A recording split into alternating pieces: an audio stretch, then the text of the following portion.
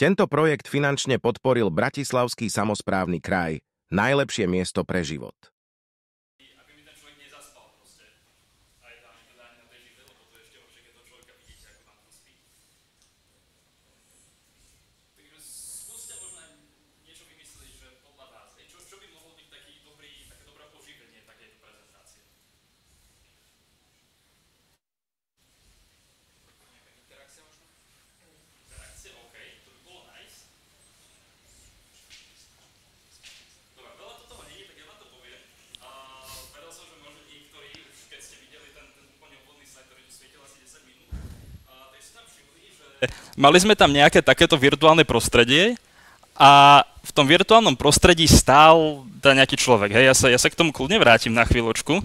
Hej, som tu.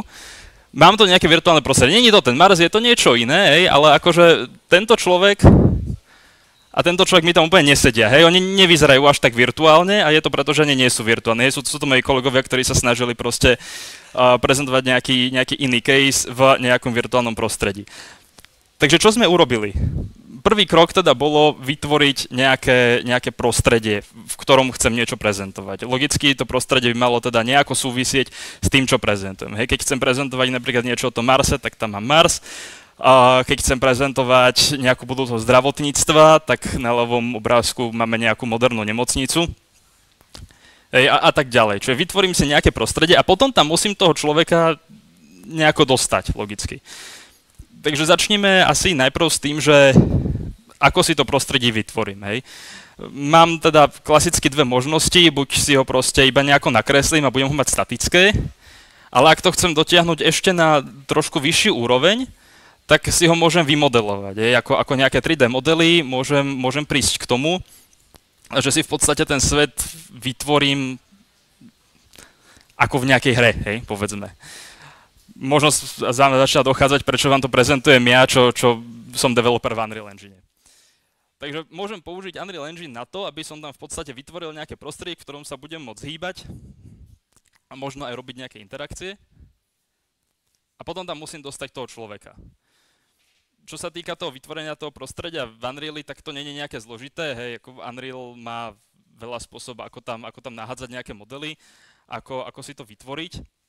V podstate nepotrebujem tam žiadne herné funkcie, hej, nepotrebujem nejako riešiť nejakého hráča, nepotrebujem tam riešiť nejaké interakcie s objektami. Hej, samozrejme môžem, ak to chcem potom posúvať na vyššiu a vyššiu úroveň, ale pre nás teraz základ je v podstate iba vytvoriť to prostredie. Proste nabúcham tam modely, nejak ich teda pekne naranžujem, dám tam nejaké svetlo a som happy. A potom nám potrebujem dostať toho človeka. A na to sme našli ďalší software, volá sa to Aximetry. A teda, čo vám to dnes chcem ukázať, je ako to spraviť. Hej, ako to môžete spraviť vy v rámci možno vašej nejaké prezentácie, možno chcete niekedy urobiť nejaké video, chcete, aby to vyzeralo pekne, lebo však nemusíte to robiť iba na prezentáciu. Takže ako to spravíte, hej? Ja som tam začal s tým Marsom a nebolo to úplne náhodou, pretože ho tu teda už mám otvorený, keď sa mi podarí posunúť okno. Hej, tak ho tu mám otvorený v Unreali. Som práve presunul na okno s inou veľkosťou, takže vidíte, že mi to trošku laguje, ale však to nevadí. Čiže nejak takto mi to vyzerá. Hej, mám tam nastavený unlit mode, aby to teda bolo trošku lepšie vidieť. Hej, takže mám tam nejaké cestičky, hej, chodí mi tam nejaké autíčko počas toho. V podstate však môžem si to pustiť a pozrieť sa, že čo sa mi tam deje. Ejectnem sa von, aby som aj čo to videl. Hej, takže keď sa na to pozriem, tak to niekde by malo behať nejaké autíčko, ktoré aktuálne stojí. Ja som možno vypol. Hej, ale v podstate máme tu teda nejaké prostredie, v ktorom sa niečo deje. Hej, máme tu nejaké turbíny, ktoré akože majú vyrábať elektrínu. A ja tu teda chcem niečo odprezentovať. Hej, v tom Unreali to asi nie je nejaké extrémne zaujímavé, hej, proste mám tam nabuchané tie objekty a chcem s nimi teda nejako ďalej pracovať. Dobre, toto môžem zatiaľ zavrieť. A teraz vlastne nastupuje ten druhý software, o ktorom som hovoril, a ten sa nazýva Aximetry. Ten vám ukážem tiež. Ten vyzerá nejako takto. No poď môj. Yes. Ten vyzerá nejako takto. To už možno vyzerá trošku zaujímavejšie, trošku inak. Dole mám teda v podstate otvorené to prostredie, ktoré som si namodeloval v tom Unreale, hej, beží mi to tam. To Aximetry sa v istom spôsobe v podstate chová ako by ten hráč, ktorý hrá a dostáva tam mňa ako človeka. Hej, ja tu mám pripravenú kameru, takže keď sa teraz semkaj postavím, tak ma tam bude vidieť.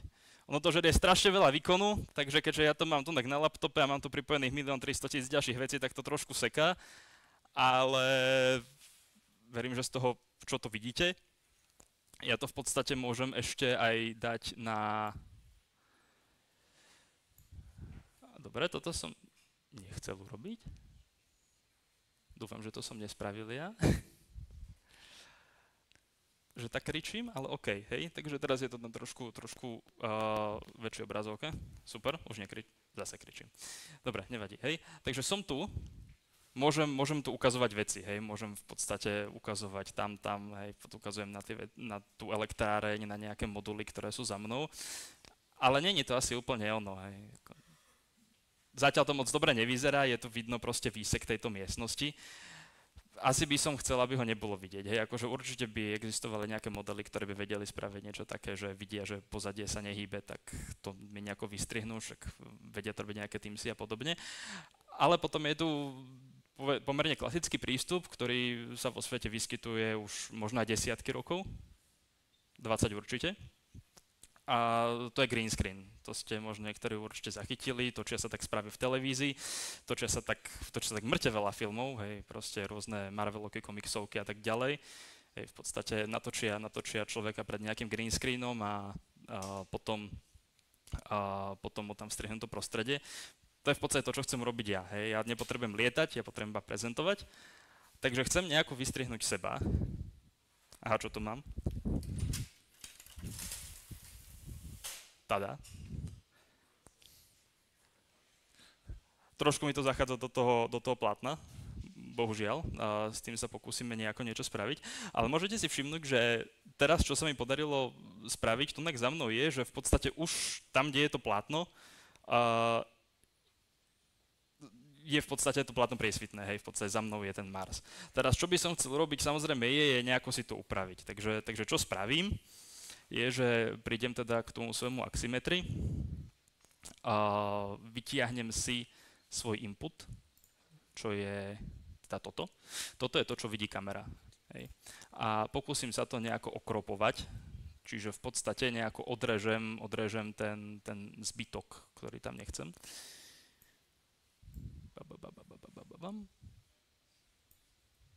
Tak a asi aj kúsok z vrchu.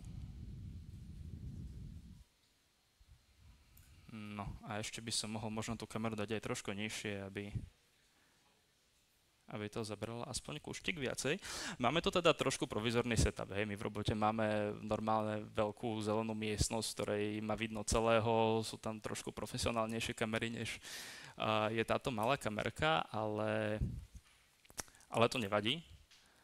Pretože v rámci tej prezentácie verím, že toto úplne stačí. Ja ešte si nastavím teda nejaké parametre, pretože vidím, že to, čo mi to kľúčuje, asi nie je úplne ono, takže mám tu nejaké nastavenia, ktoré ma toho zbavia. Je to trošku potendel, lebo to osvetlenie tu nie je úplne dokonalé. Čo sa tohto týka, možno ak ste niekedy videli nejaké štúdio, tak je tam strašne veľa svetla, páli to do očí, to tu nemáme. A teraz prejdem sem. Dobre, plátno tam není. A keď prídem ja a dám sa trošku nižšie, ešte nižšie, tak tam som. Jupi, som trošku odrezaný, ale v podstate môžem to prezentovať. Môžem sa tam samozrejme dotiahnuť nejaké ďalšie veci. Hej. Ten svet je vytvorený teda v Unreali, čiže môžem si tam dotiahnuť nejaké 3D objekty, ktoré mi tam budú niečo animovať.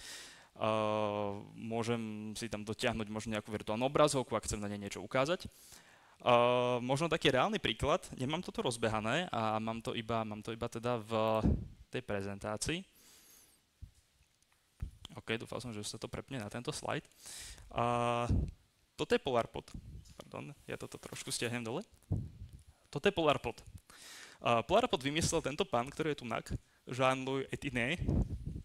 Je to vedec, Francúz, a on teda vymyslel tento nápad v podstate nejakej výskumnej polárnej stanice, ktorú netreba niekde na tom mieste, kde chcú niečo skúmať, nejako stavať, ale v podstate sa postaví niekde v nejakom doku, dotiahne sa na miesto loďou, spustí sa dole, je tam a v podstate tie veci na ne môžu pracovať a keď skončia, tak sa zoberú a môžu premiesiť inde. A v rámci teda toho, že potreboval na to nájsť nejaký funding, hej, nejakých sponzorov, ktorí mu to zaplatia, tak im potreboval samozrejme vytvoriť nejakú prezentáciu a teda v podstate my sme pre ňo v spolupráci s francúzským tímom vytvorili toto prostredie tohto Polarapodu a teda v podstate toto je to využitie, hej, čiže on v podstate tým potenciálnym sponzorom prezentoval priamo z toho svojho výtvoru, zatiaľ iba virtuálneho, čo to dokáže, ako to vyzerá a potom im to video teda poslal, že toto je môj nápad a prosím, pošlite mi peniažky. Takže asi tak. Môžete vidieť, že sa ním je tam v podstate ešte niečo navyše, hej, on tam má nejakú obrazovku, na ktoré sa mu premieta iba video proste okolia, aby ten Polarpod bolo stále vidieť.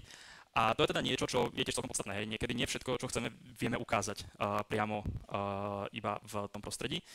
Keď robím napríklad nejaký, povedzme, safety training, hej, a mám tam nejaký stroj a chcem zamestnancom napríklad novým ukázať, že takto sa ten stroj má ovládať a potom k tomu chcem ukázať ešte nejaký list, hej, že v podstate toto si musíte skontrolovať, lebo jedna vec je ukázať na 5 miest na tom virtuálnom stroji, že tu a tu je niečo a chcem tam ukázať ešte niečo ďalšie, či nejaký ten list alebo nejaké video k tomu a podobne, tak to tam chcem dotiahnuť. Samozrejme v tom Unreali to spraviť môžem, lebo že je to hra, viem tam dotiahnuť čokoľvek chcem, viac menej je to neobmedzené svojimi možnosťami, ale chcem, aby to vedelo nejako komunikovať.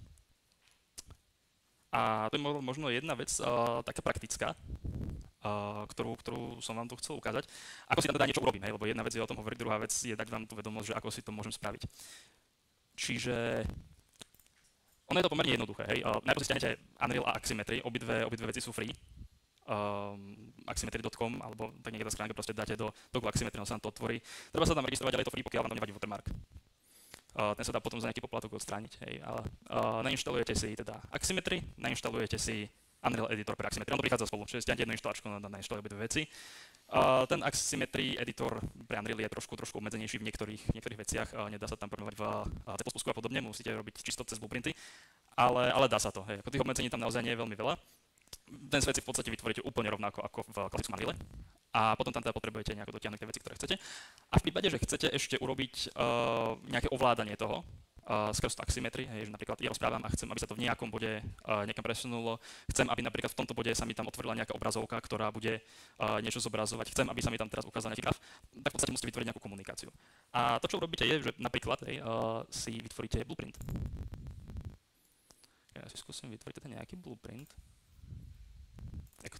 Ja som toto trošku nižšie, lebo cítim, že tam cítiť, ako dýcham. Počuť, ako dýcham. Ešte stále. Dobre, chudačíkovi mu to trvá, tak na jeho chvíľočku počkáme. Ale teda, čo ja budem teraz chcieť urobiť, ako nápad bude, že budem si tam chcieť pridať za mňa nejakú virtuálnu obrazovku, ktorú keď kliknem, tak sa tam zjaví a bude mi premietať nejaké video a keď kliknem znova, tak sa vypne. No čo, dal mi ten blueprint? Dalo, tu je. Nebudem ho pomenovávať, iba mi bude stačiť, keď ho otvoríš ľadko. Či nie?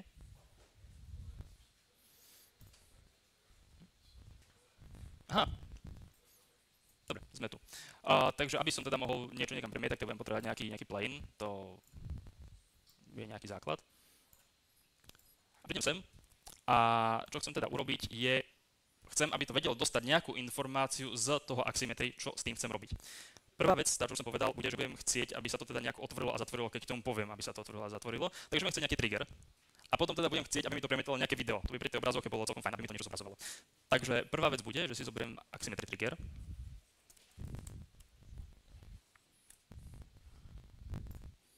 Trigger nejak si ho pomenujem, napríklad screen, to mi úplne stačí. A potom si vezmem teda Axymetry video. Axymetry video je tu.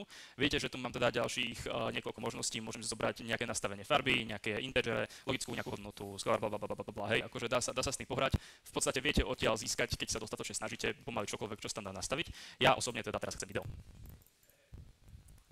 Video input, plus minus. A teraz ešte potrebujem, aby sa mi to video niekam prehrávalo, takže sa vrátim semkaj a budem trošku neporiadny a vytvorím, pardon, vytvorím si materiál rovno tunak. Nazvem ho, ako ho nazvem? Nazvem ho proste Axymetry test.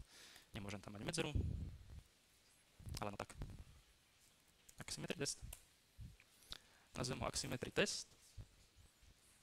A dám mu sem nejaký base color, čiže budem chcieť nejakú texture sample, ktorý mu dám sem. A zmením to na parameter, ktorý nazvem video. Ja si to aj skopírujem. Tak.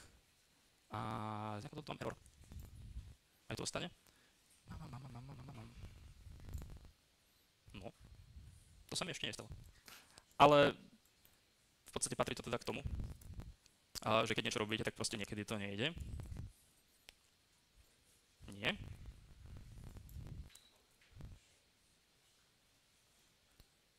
Parameter, toto by mi... Tak mi to bude fungovať. Video. Super. Mám teda nejaký materiál, na ktorý sa mi to bude premietať.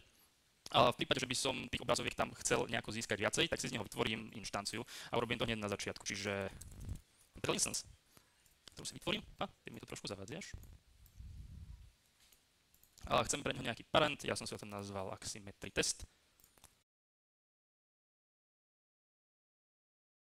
Chcem získať z toho Axymetry frame toho videa a chcem ho premietnúť na ten materiál.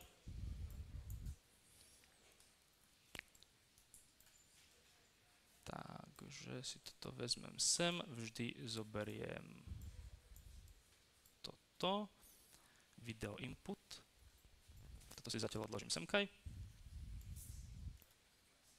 a urobím tomu materiálu, ktorý mám niekde tunak, set parameter value, texture parameter value, to je toto. Dobre, čiže toto. Dám mu sem teda value, ktorú mi vracia to Axymetry video a keďže parameter name som si uložil test.rlc, tak si ho proste dám sem. Čiže toto mám a čisto teoreticky, ak ešte nechcem to nejako triggerovať, tak toto by mi už aj mohlo fungovať.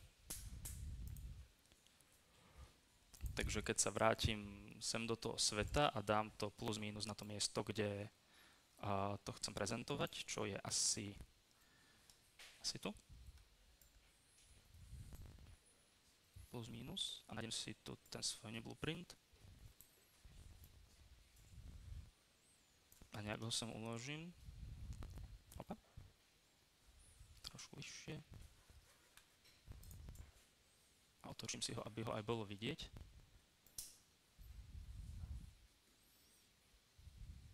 Dobre, je to tu, urobil som nejakú zmenu. Čo musím urobiť je, musím to kúknúť.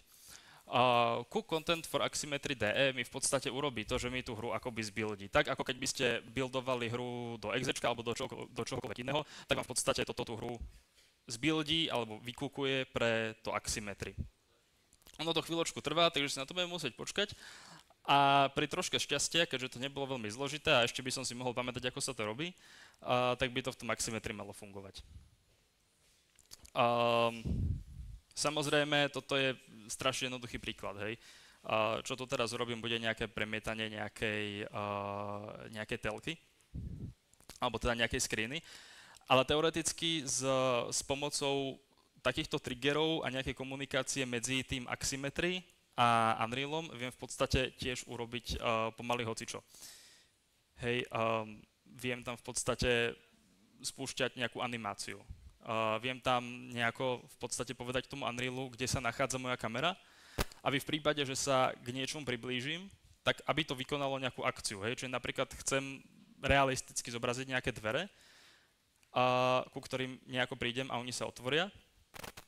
Takže si to takto nastavím, hej, to Axymetry mi bude vracať počas každého frameu hry, že tu sa nachádza kamera, toto sleduj. A napríklad tie dvere teda sa budú počas každého tyku samozrejme pýtať, kde je kamera? Je vedľa nás? Ak áno, tak sa máme otvoriť, hej, a dvere sa otvoria.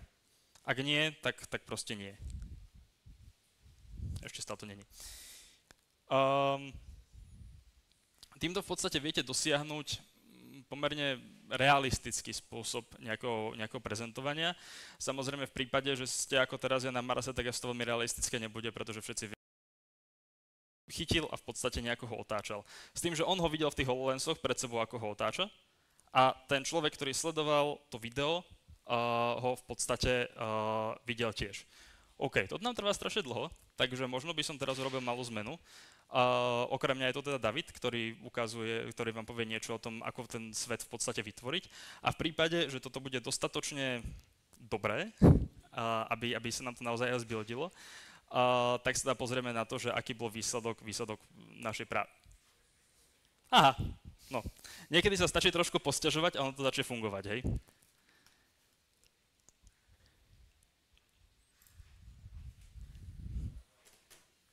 Ešte sa to chvíľočku naloduje. Ale ja sa zatiaľ môžem premiestniť sem, čo je v podstate pre mňa najdôležitejší panel. Hej. V tomto paneli mám dve veci. Toto sú kamery, ktoré v podstate nejako ovládam, hovorím tomu, že kde chcem mať kameru, čo aby mi to nejako zaberalo, aké majú byť jej pohyby v tom virtuálnom svete. A toto je ten môj projekt z Unrealu. Niektoré veci sa do neho vchádzajú priamo odtiaľto, čo je napríklad mu to hovorí, že kde majú byť billboardy, čo je konkrétne ten screen, na ktorom sa premietam ja, alebo tam viem premietať niečo iné, podľa toho, čo si tam zvolím. Alebo mu teda viem dávať nejaké vonkajšie inputy. A ten môj screen, ktorý som si sem dal, dobre, ja sa tam prepnem odtiaľto.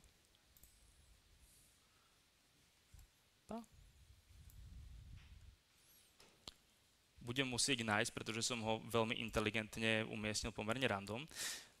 Takže David, poď zatiaľ ty a ja ho zatiaľ nájdem, aby som ukázal, že ako to dopadlo.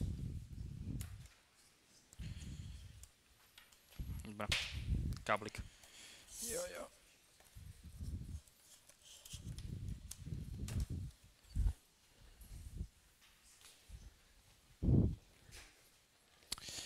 OK, tak ja by som vám rád v skratke trošku povedal o tom, ako tie prostredia vytvárame, ako vytvárame vlastne tie virtuálne prostredia u nás v Accenture. Ide o to, že každý jeden asset, či už idete prezentovať, je veľmi dobré si premyslieť, že čo ním chcete povedať, alebo čo v tej prezentácii chcete povedať. Čiže ideálne je už na začiatku mať tú predstavu o tom, že poviem príklad, idem prezentovať teraz nejakú jednotku, nejaký motor, nejakú technickú vec, tak by bolo možno fajn popremýšľať nad tým, že OK, tá technická vec bude veľmi blízko, budem vedieť ju otáčať, budem vedieť s ňou interagovať a tak ďalej, tak musím premýšľať, ktoré časti treba vymodelovať, ktoré časti môžem viac menej len nejakou textúrkou odfotiť a tak ďalej. Čo sa týka toho nášho nejakého Mars prostredia, boli tam veci a asety, ktoré boli blízko toho pozorovateľa alebo blízko toho prezentéra, tak tým sme venovali viac detailov, viac kvalitnejšie textúrky, väčšie rozlišenia a tak ďalej. A zároveň tam boli asety, ktoré boli niekde v pozadí, ktoré dotvárali to prostredie, či už tie kopce, nejaké ďalšie moduly, elektrárne a tak ďalej. Rád by som vám možno ukázal v podstate nejaký ten náš workflow. Vždycky to u nás začína tým, že zbierame dáta. Hej, konkrétne táto elektráreň, toto bolo v podstate zo stránky NASA, kde majú nejaký takýto koncept jadrovej elektrárne na Marse. Sú tam rôzne technické riešenia, akým spôsobom to funguje, akým spôsobom je to vytvorené. A toto všetky tieto také malé detaily mne ako artistovi pomáhajú vlastne potom ten model urobiť dostatočne realisticky na to, aby ste sa necítili, hej, že ja tam teraz vymyslím nejaké solárne panely na vrch a dám tam niečo, pričom na Marse napríklad väčšinu dňa bude tma a vôbec to nebude fungovať a nebude to dávať celý zmysel. Taký nejaký základný workflow je, že modelujeme v Blenderi alebo v podstate v týchto 3D nástrojoch ako Maya, Blender, Maxco. Viac menej snažíme sa vždycky dodržiavať rozmery, realistickosť. Ideálne je, aby človek mal čím najviac referencií a vďaka tomu potom ten model môže urobiť dostatočne realisticky. Čo sa týka texturovania, tak na to používame takýto Substance Painter, kde môžete vlastne celý svoj 3D model vytexturovať a zároveň ho vidieť, čiže ja viac menej v tomto programe viem pekne maľovať, paintiť, pridávať materiály priamo na model, bez toho, aby som to musel robiť nejako osobitne a potom ďalej v nejakých iných programoch spájať. Čo sa týka toho celého procesu, veľmi to záleží od toho, na čo ten asset bude použitý, hej. Keď to prostredie bude nejaké vymyslené, fancy, rozprávkové, tak aj tie textúry a tie materiály treba tomu prispôsobiť. Čo sa týka toho nejakého procesu a postupu, všetko to veľmi záleží od toho, že kam ten model na konci dňa umiestnime. Čiže pre nás ideálne vždycky vedieť tú cestu, čo ten človek tým chce povedať, kam ten model patrí a následne potom sa delia tie časti na ten zber dát, hej, kolega tu spomínal tréningy, tak keď máme napríklad tréning učiť nejakého konkrétneho zamestnanca, napríklad v tom virtuálnom prostredí, alebo ukázať mu niečo, tak ideál je, keď mu to človek príde a ukáže presne tam, kde to bude mať. To znamená, že poviem príklad. Prídeme do tej haly alebo na to pracovisko, tak vieme ho naskenovať v dnešnej dobe mobilom, viete naskenovať, pozbierať referencie, fotky a reálne pretvoriť to prostredie na to, v ktorom sa bude nachádzať. Čiže strašne je to od prostredia k prostrediu a čo tým chce človek povedať. Čo sa týka nejakých technických parametrov, vďaka Unreal Engineu, tak tam v podstate tá optimalizácia je super v tom, že viac menej na ňu môžeme zabudnúť, hej, že keby sme vytvárali prostredie pre nejakú mobilnú hru alebo nejakú mobilnú aplikáciu, tak tam musíme ešte viac klásť dôraz na to, aby to bolo optimálne, aby ideálne nebolo, alebo nestávalo sa niečo také, že mám jednu textúrku pre každý jeden model, ale snažím sa napríklad vytvoriť jednu textúru, ktorá bude použitá na viacerých modelov, alebo proste jeden model môže zdieľať tú textúrku s inými modelmi. Takže taký ten proces, akože tá myšlienka za tým, aby ste si vedeli možno trošku predstaviť, že ako bolo vlastne vytvárané prostredie, čo sa týka toho, že akým spôsobom to potom v prípadnej vašej nejakej prezentácii, keby ste niečo také chceli robiť, tak môžete vytvoriť. Substance Painter dokonca poskytuje, ak máte ISIC, tak nejaké licencie zadarmo, tuším majú. Blender, ten je open source, čiže ten je úplne free, takže viac menej bez nejakej extra námahy viete vytvoriť pekné 3D modely aj vy sami. Mišo, ty už máš dobuildené Jo. Takže kľudne. Ak nemáte nejaké ďalšie otázky, čo sa týka tvorby tých asetov alebo prostredí, tak kľudne Mišo môže. OK. Mne sa podarilo nájsť, že kam som to dal v tom svete. Díkes.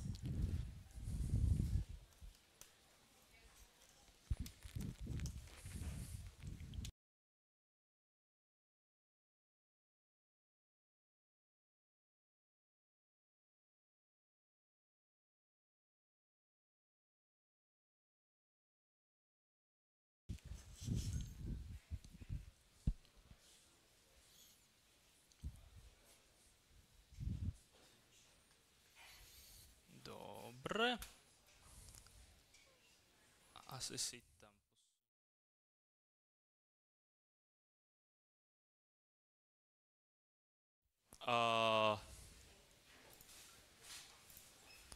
Ešte si zapnem...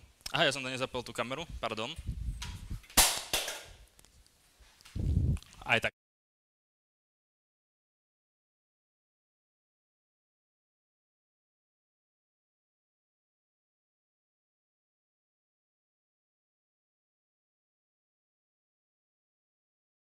OK. Super, zase to začalo loadovať, paráda. Tak vám zatiaľ ukážeme, čo sa tu udialo. Hej. Potom, čo som to teda úspešne nejako kúkol, respektíve zbuildil, tak v tomuto v podstate okienku pre môj projekt Unrealovský sa mi zobrazili dve veci. Hej. Video input, čo bol teda ten input, ktorý som tomu dal.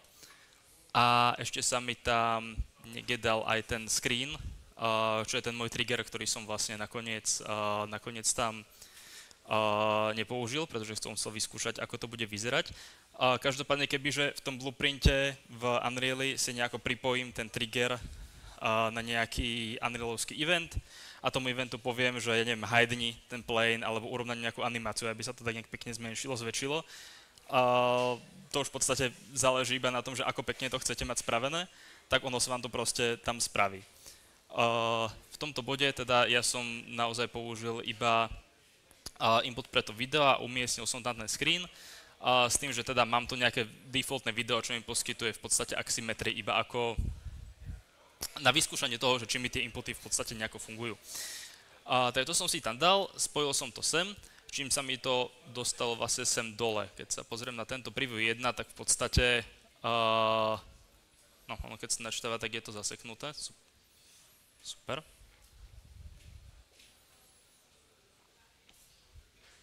Dobre, počkáme, či to náhodou rozbehne.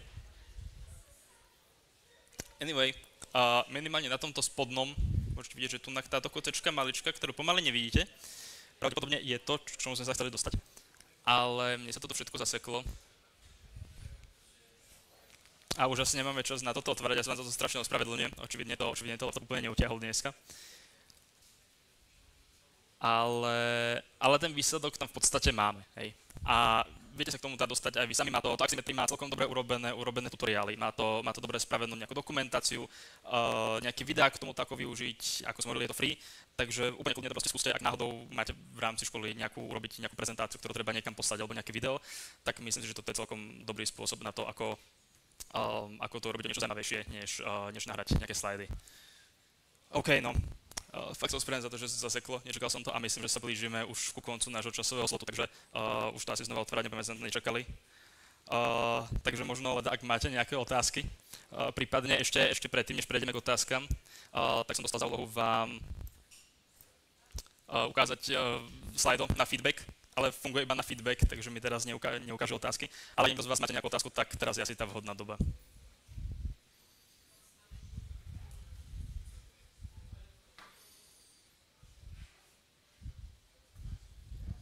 A poprosím vás nejaký ten feedback vyplniť. Hej. Akože keď nám chcete dať vedieť, že proste aký sme lúzri, tak úplne kľudne. Keď chcete povedať, že proste máš úplne slabý počítač,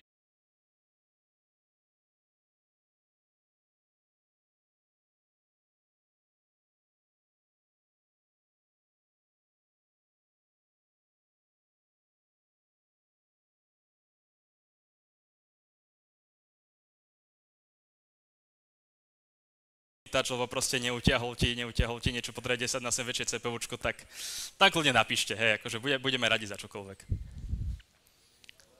Áno?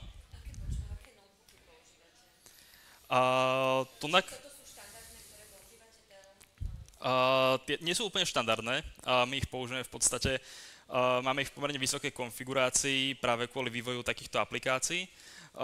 Bežne sa používajú klasické kancelárske, máme v podstate akoby herné modely, keďže robíme s hernými enginemi a podobne.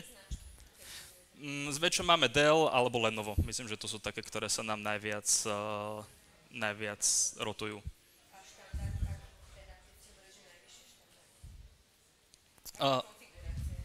Áno. V tomto prípade tam mám 32 GB ramky, mám tam nejakú externú grafickú kartu, NVIDIA RTX 5000, mám tam 8-jadrový procesor, i7. Neviem, či to stačí. Nespomínam si. Bohužiaľ, pardon. Ale hovorím, nie je to náš štandardný laptop. Toto je ten štandard toho notebooku, ktoré ste tu mali, alebo čo máte, na ktorom skutočne? Ja na ňom pracujem na tomto, ale v prípade, že robíme nejaké naozaj už vysielanie, on dosť potrebuje strašne veľa resourcov toho počítača, takže máme v podstate v Office v tom našom štúdiu priamo desktop, ktorý je na toto určený a ten je proste nejaká prepálená mašina, hej, ktorá to všetko zvláda, že úplne že na výbornú. Ale aká značka? To je Alienware. Ale jeho špecifikácie si bohužiaľ nepamätám. Ale ako to je nejaká strašne nadopaná mašinka proste, ktorá zvládne že úplne všetko. Aj kúriť v zime. Ale on to robí aj v lete, takže. Dobre, tak to je tým pádom asi od nás všetko. Ďakujeme, že ste prišli. Jo. Ďakujeme za pozornosť. Ďakujem. Tento projekt finančne podporil Bratislavský samosprávny kraj. Najlepšie miesto pre život.